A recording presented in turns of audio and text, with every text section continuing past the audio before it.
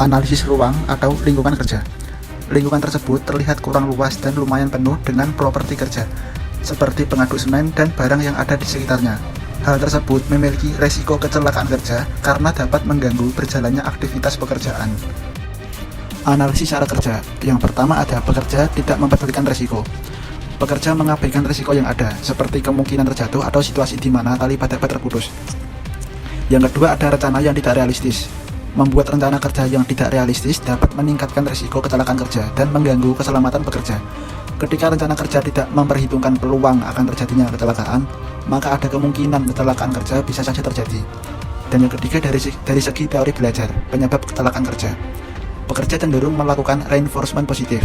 Pekerja memiliki kecenderungan untuk menguatkan pemikiran positif karena ia telah belajar dari pengalaman sebelumnya ketika bekerja. Seperti apa yang saya lakukan tidak akan menimbulkan masalah.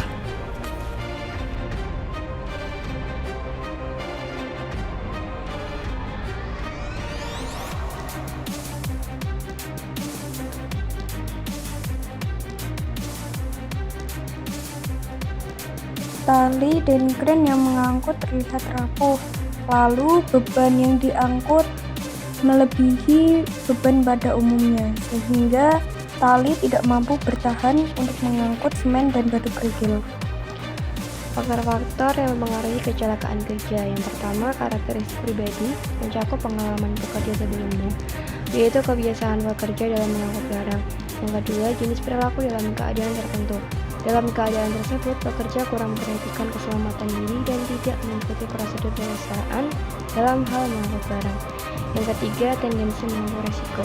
Kecenderungan pekerja berani mengambil resiko yang fatal seperti tali kren yang bisa saja terputus akibat beban yang berlebihan. Klasifikasi kecelakaan kerja. Kecelakaan kerja ini merupakan eksiden karena termasuk kejadian yang tidak dikehendaki dan membuat kerugian untuk manusia maupun harta benda. Kecelakaan ini terjadi melalui perantara alat-alat pengangkut barang. Yang kedua, merupakan kecelakaan kerja berat karena akibat kecelakaan tersebut satu orang meninggal dunia, satu luka berat, dan satu pekerja lainnya luka ringan. Prinsip-prinsip yang harus dijalankan perusahaan dalam menerapkan keselamatan dan kesehatan kerja menurut Sutrisno dan Ruswadi 2007 adalah sebagai berikut. Yang pertama, adanya alat pelindung diri di tempat kerja. Yang kedua, adanya buku petunjuk penggunaan alat dan atau isyarat bahaya. Yang ketiga, adanya peraturan pembagian tugas dan tanggung jawab. Yang keempat, adanya tempat kerja yang aman sesuai standar syarat-syarat lingkungan kerja. Yang kelima, adanya penunjang kesehatan jasmani dan rohani di tempat kerja. Yang keenam, adanya sarana dan prasarana yang lengkap di tempat kerja.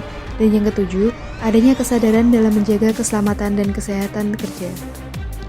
Nah, selanjutnya teori ketiga yang dapat menjelaskan atau menggambarkan video kecelakaan kerja tersebut adalah model belajar.